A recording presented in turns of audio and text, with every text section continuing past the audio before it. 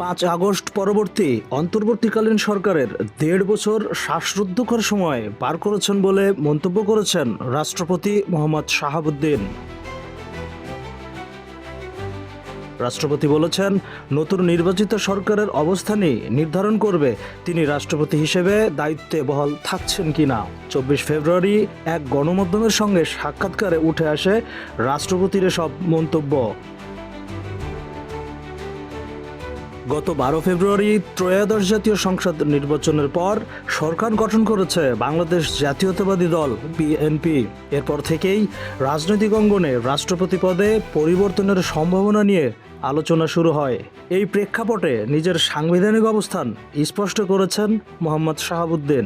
তিনি বলেন, সংবিধান অনুযায়ী তিনি 5 বছরের জন্য নির্বাচিত এবং তার মেয়াদ 2028 সাল পর্যন্ত রয়েছে, অর্থাৎ আরও 2 বছর দায়িত্ব পালনের সুযোগ তার সামনে আছে।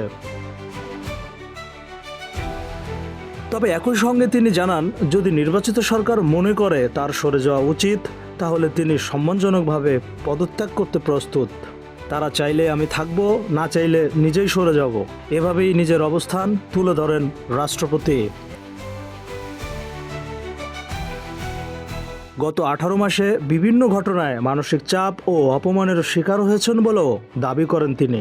এক পর্যায়ে দায়িত্ব ছাড়ার ইচ্ছা প্রকাশ করেছিলেন, যা একটি আন্তর্জাতিক সংবাদ মাধ্যম ভিন্নভাবে উপস্থাপন করেছে বলেও মন্তব্য করেন তিনি।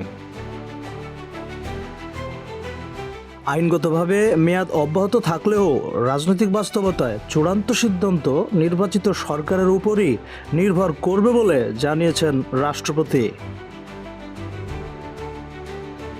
Desk report, the financial express.